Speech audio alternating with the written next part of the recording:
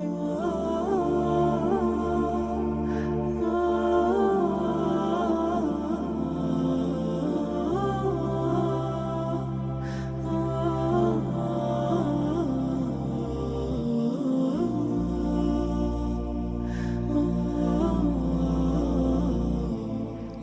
رجائي يا رجائي يا رجائي. Bismillahirrahmanirrahim. Assalamualaikum warahmatullahi wabarakatuh. Alhamdulillahilladzi bi ni'matihi tatimmus shalihat. Asyhadu an la ilaha illallah wahdahu la syarikalah wa asyhadu anna Muhammadan abduhu wa rasuluh. Allahumma salli wa sallim wa zid wa barik ala nabiyyina Muhammadin sallallahu alaihi wasallam wa ala alihi wa ashabihi wa man ihtada bihadihi wastanna bisunnatihi ila yaumiddin, amma ba'd. Rabbi zidni ilman, Allahumma anfa'ni bima 'allamtani wa 'allimni ma yanfa'uni warzuqni ilman yanfa'uni. Rabbi shrah li sadri wa yassir li amri wahlul 'uqdatam min lisani yafqahu qawli. Amin amin ya rabbal alamin.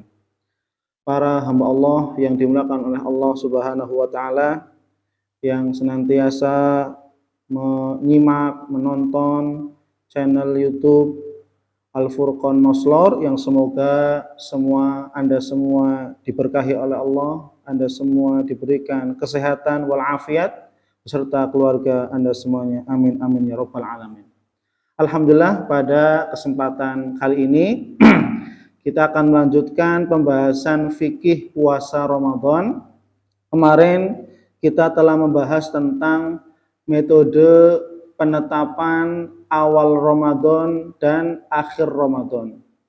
Kemudian pada kesempatan kali ini kita akan membahas seputar siapakah yang diwajibkan untuk berpuasa. Di dalam kitab Al-Wajiz min fiqhi Al-Quran min fiqhi sunnah wal kitabil aziz, ya, karya Dr. Abdul Azim bin Badawi hafizahullahu taala. Di sini disebutkan ala man yajibu. Puasa itu diwajibkan kepada siapa saja. Ya. Puasa itu diwajibkan kepada siapa saja. Ya. Maka di sini dikatakan ajma'al ulama'u, qala al-muallif ajma'al ulama'u ala annahu yajibu shaumu 'alal muslimil 'aqilil baligh as-sahihil muqim. Maka para ulama kaum muslimin, ulama ahlus sunnah wal jamaah bersepakat bahwasanya puasa itu wajib bagi seorang muslim atau muslimah yang berakal, yang baligh, kemudian yang sehat, yang mukim, ya, yang muslim, berakal, baligh, sehat, mukim, ya. Wa yajibu an takunal mar'atu tahiratan minal haidi wan nifas. Adapun syarat tambahan bagi wanita yaitu apa? Hendaknya seorang wanita diwajibkan berpuasa yaitu dalam keadaan suci dari haid dan nifas. Maka ini, ya, syarat wajibnya puasa Ramadan bagi setiap muslim dan muslimah. Yang pertama muslim, muslimah, ya, artinya orang kafir tidak wajib puasa. Kalau seandainya orang kafir puasa, tidak sah puasanya. Kemudian yang berakal, hanya yang berakal saja, muslim yang berakal. Kalau seandainya dia tidak berakal, ya, maka tidak wajib puasa. Gila, ya, hilang akal, maka tidak wajib puasa, ya. Atau terkait tentang akalnya kurang, kesadarannya kurang dan seterusnya, punya penyakit terkait tentang akal, hilang kesadaran dan seterusnya, maka tidak diwajibkan puasa. Kemudian balik, ya. Jadi anak-anak belum diwajibkan puasa, tapi apa? Diwajibkan bagi mereka untuk latihan puasa. Ya. Jadi anak-anak yang sebelum balik, mereka hakikatnya tidak diwajibkan untuk berpuasa Ramadan, tapi diwajibkan untuk latihan. Orang tua mewajibkan mendidik anak-anak yang belum balik, usia mungkin dari 6 tahun ya sampai usia 10 tahun, sampai usia sebelum balik, maka orang tua berkewajiban untuk mendidik anak-anak mereka melatih berpuasa. Kemudian as-sahih yang sehat, jelas. Artinya orang yang sakit mendapatkan rukhsah, keringanan. Yang sehat wajib berpuasa. Kemudian yang mukim, yang tidak berpergian safar, yang tidak dalam kondisi safar perjalanan jauh, maka dia disebut mukim, ya, bertempat tinggal, menetap, pekerjaannya di dekat rumahnya, bisa bolak-balik, bukan dalam jangka waktu perjalanan safar, ya. Maka 5 ini menjadi syarat diwajibkannya seseorang berpuasa. Yang pertama muslim, berakal, balik, sehat, dan mukim. Kemudian ada tambahan bagi kaum muslimah, suci dari haid dan nifas. Maka itulah ya, Allah Subhanahu wa taala mewajibkan puasa kepada ya tadi syarat 5 hal tersebut. Wa amma adamu wujubihi ala ghairil aqil wal bali. Adapun ya, tidak ada kewajiban puasa bagi orang yang tidak berakal atau yang belum balik. Faliqaulihi sallallahu alaihi wasallam. Maka ini berdasarkan sabda Rasulullah sallallahu alaihi wasallam. Rasul bersabda, "Rufi'al qalamu an thalathatin." Pena catatan amal diangkat dari 3 orang, 3 golongan. Ya, pena catatan amal diangkat dari 3 golongan manusia. Yang pertama, anil majnun hatta yufiqo. Dari orang yang hilang akal, orang gila atau hilang kesadaran, hilang akal, atau orang yang pingsan, atau orang yang koma, gitu ya, hilang kesadaran, hatta yufiqo, sampai dia bangun, sampai dia sadar. Ya. Jadi ketika misalkan ada orang koma masuk awal 1 Ramadan, kemudian dia tidak sadarkan diri, ya, atau gila dan seterusnya, ya, kemudian dia sehat, ya, dia sadar, badannya pun sehat, gitu ya. Tapi kalau badannya masih sakit, ya mendapatkan rukhsah, ya, fa'iddatun min ayyamin ukhra, maka bisa mengganti puasa di hari yang lain. Tapi ketika habis gila mungkin kemudian sadar kembali, oh alhamdulillah saya ingat kamu ini, ya, kamu saudara saya, badannya sehat, maka seketika itu, ketika hilang, ketika kembali akalnya, kembali kesadarannya dan fisiknya sehat, maka dia diwajibkan berpuasa. Tapi ketika badannya masih sakit, maka tadi ada rukhsah fa'iddatun min ayyamin ukhra. Maka puasa yang ditinggalkan diganti ya pada hari yang lain di luar bulan Ramadan. Itu yang pertama, orang yang hilang akalnya sampai dia sadar. Wa 'anin naimi hatta yastayqiz. Dari orang yang tidur sampai dia bangun. Ya, orang yang tidur sampai dia bangun. Kemudian yang ketiga, wa 'anis sobi hatta yahtalim. Ini yang terkait balik. Wa 'anis sobi hatta yahtalim. Dari anak kecil yang belum balik sampai kepada usia balik. Maka ketika anak-anak sudah mencapai usia balik, laki-laki dengan tanda-tandanya mimpi basah, perempuan dengan tanda-tandanya haid, ya. Maka ketika sudah ada tanda-tanda kebaligan, ya, maka wajib bagi mereka berpuasa. Kalau tidak, maka berdosa, ya. Ini terkait tentang hadis, ya, yang menjadi dalil bahwasanya tidak ada kewajiban bagi orang yang tidak berakal dan belum balik. Kemudian wa amma adamu wujubihi ala ghairi sahihil muqim Adapun tidak ada kewajiban puasa bagi orang yang tidak sehat dan orang yang tidak mukim, artinya dalam perjalanan safar, ya. Artinya tidak ada kewajiban bagi orang yang tidak sehat, artinya orang yang sakit atau orang yang dalam keadaan safar. Maka ini berdasarkan apa? Faliqaulihi ta'ala, berdasarkan firman Allah Subhanahu wa taala, Quran surat Al-Baqarah ayat 184, wa man kana maridon aw ala safarin fa'iddatum min ayyamin ukhra.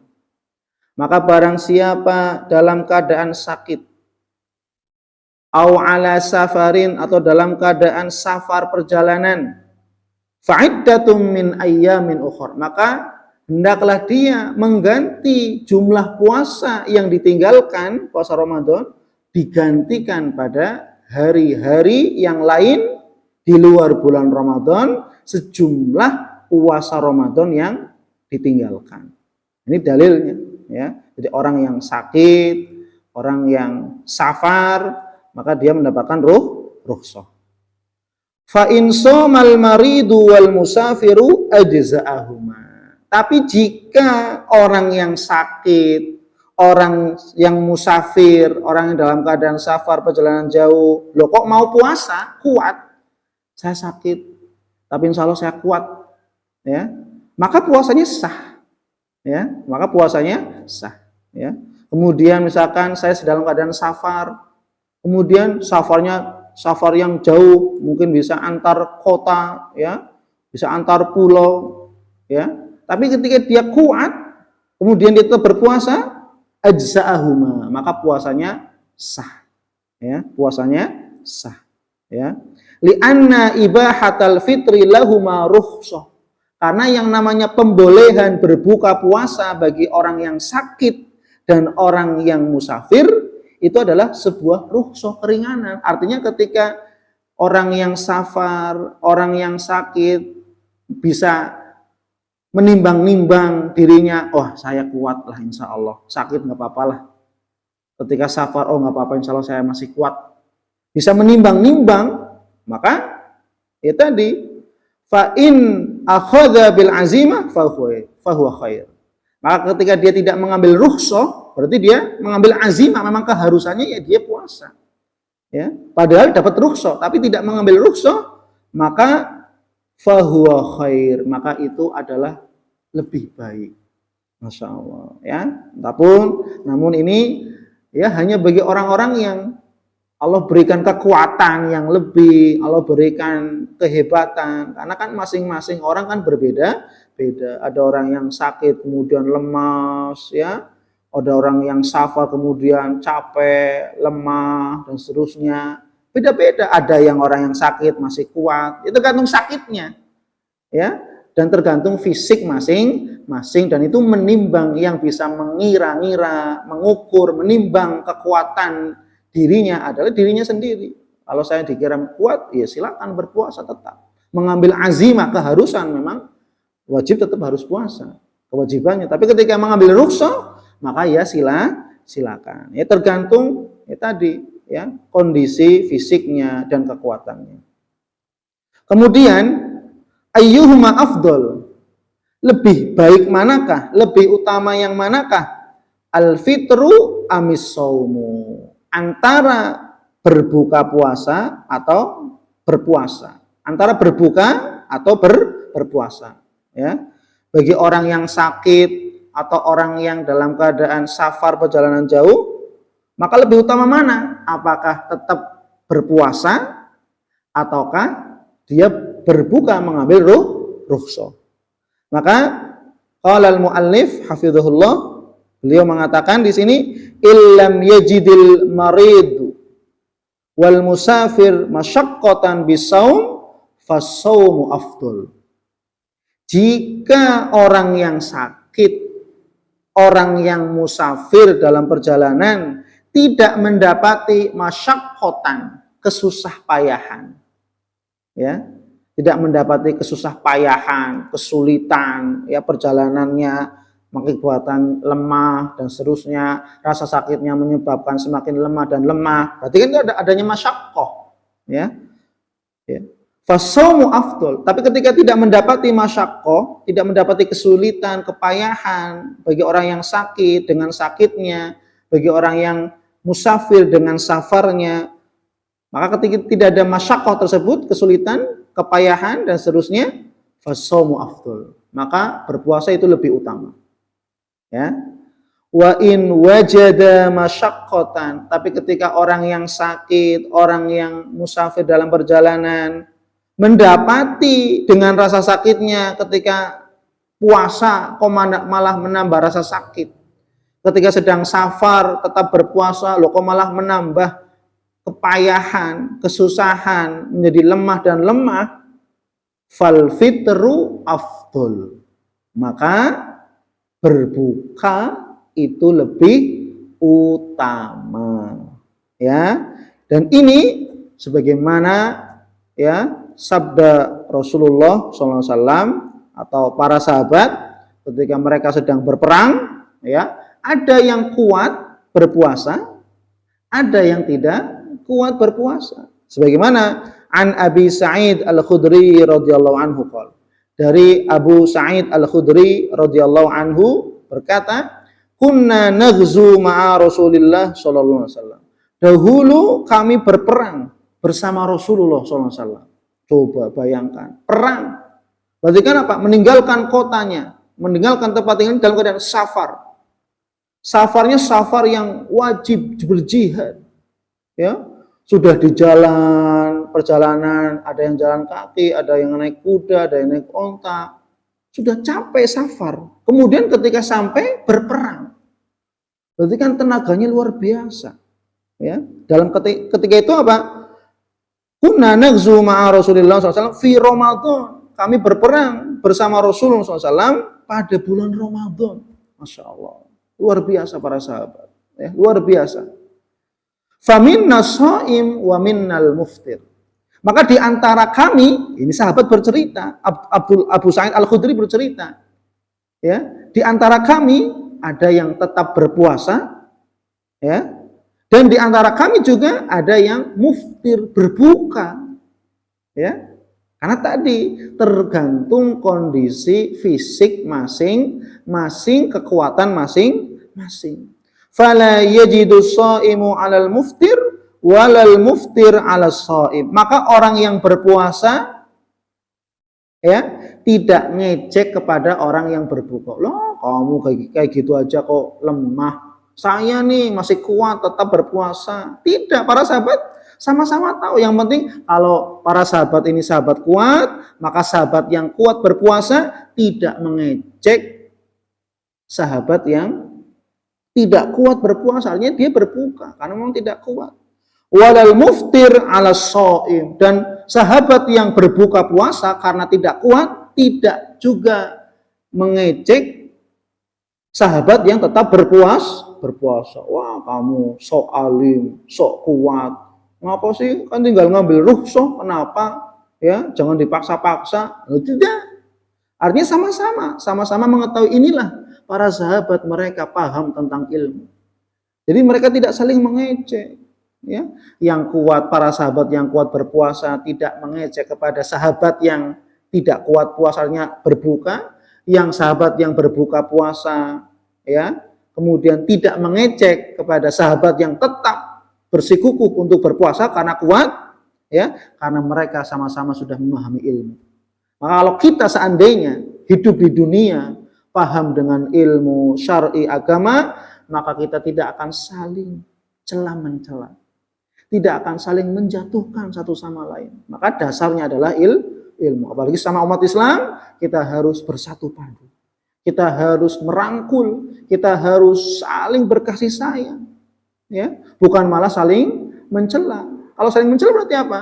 Kekurangan ilmu, minimnya ilmu. Ketika ilmu sudah didapatkan, maka diamalkan, maka ilmu ini yang menjadikan persatuan ukhuwah Islamiyah. Kemudian sahabat Abu Sa'id Al-Khudri melanjutkan, ya, yarawna, mereka melihat, anna man wajada quwwatan fasoma fa inna dzalika hasan.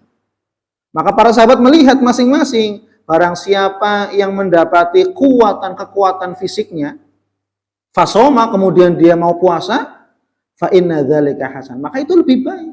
Maka baik baginya yang kuat puasa, tetap puasa, baik meskipun dalam kondisi sakit ataupun safar, baik. Dan yang menimbang-nimbang ya dirinya sendiri, bukan orang lain, karena kekuatan kondisi fisik kita masing-masing berbeda. Wa yarawna anna man wajada dha'fan fa aftara fa inna dzalika hasan. Maka para sahabat, barang siapa yang memandang dirinya kok saya lemah ketika sakit, saya nggak berpuasa. Ketika safar saya lemah, ya. Fa aftar, kemudian dia berbuka, gitu ya.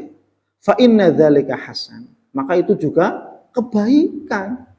Ya, jadi Islam mencegah segala pintu kemadharatan bahaya, termasuk Islam menjaga pintu kemadharatan membahayakan nyawa. Jangan sampai gara-gara ibadah puasa, kemudian saking ya tadi ya pengennya puasa, padahal fisik tidak mampu, maka akan menjadi madharat. Padahal syariat Islam itu mudah.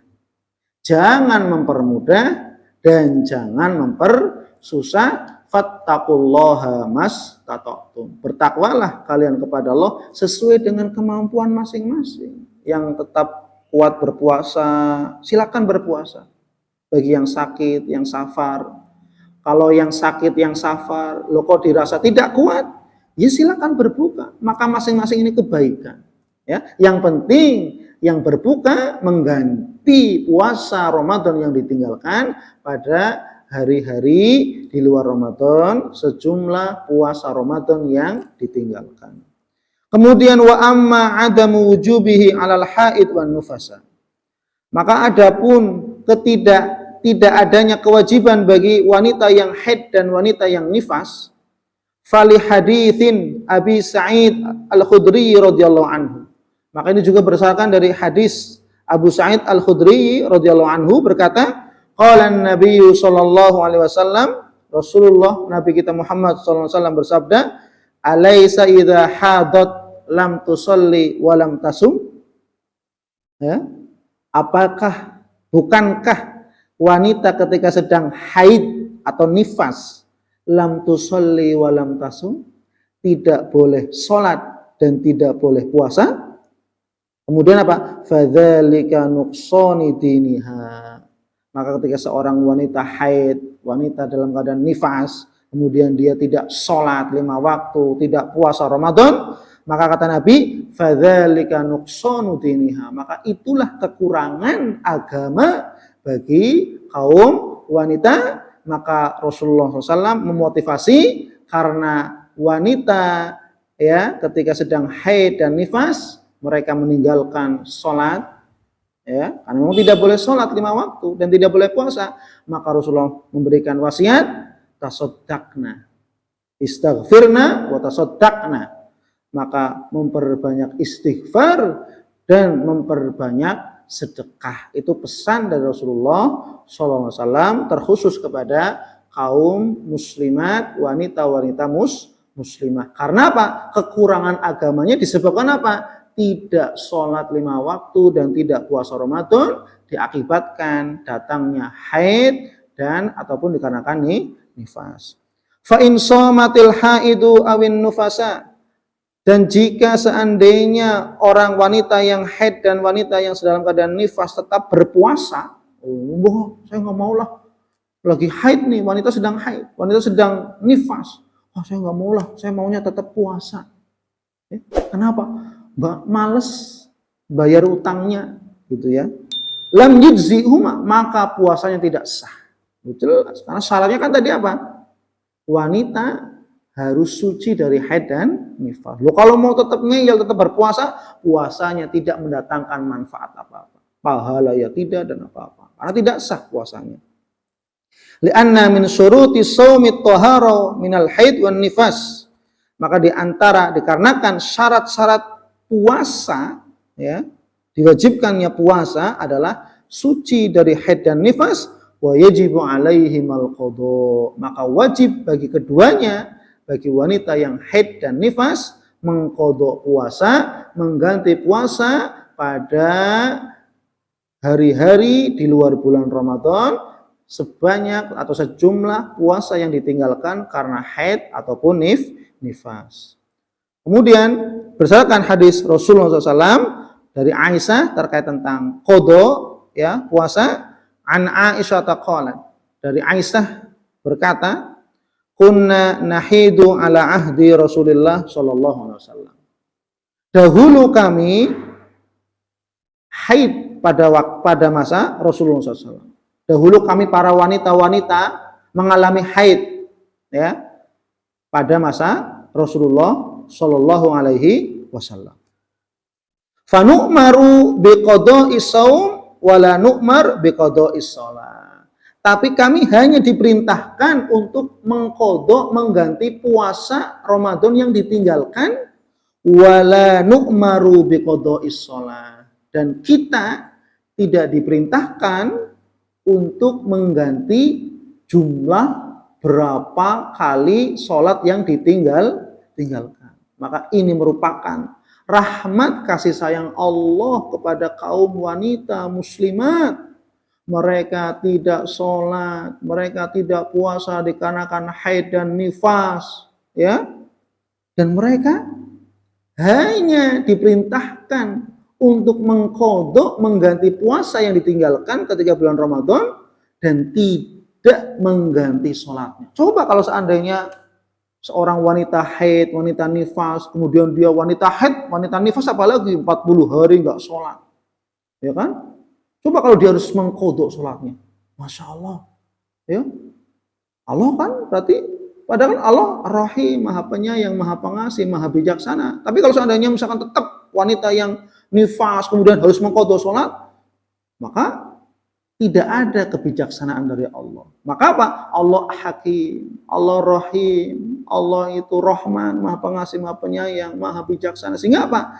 Yang diganti hanya puasa Ramadannya saja, sholatnya tidak diganti. Maka ini merupakan, ya, rahmat dan kasih sayang dari Allah Subhanahu wa taala, termasuk bagian daripada kemudahan agama Allah, yaitu agama Islam, ya. Semoga ini bisa dipahami, ya, dan semoga bermanfaat untuk semuanya.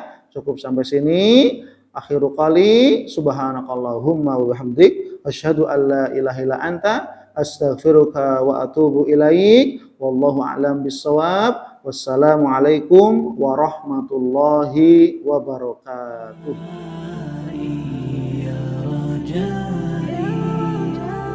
يا رجائي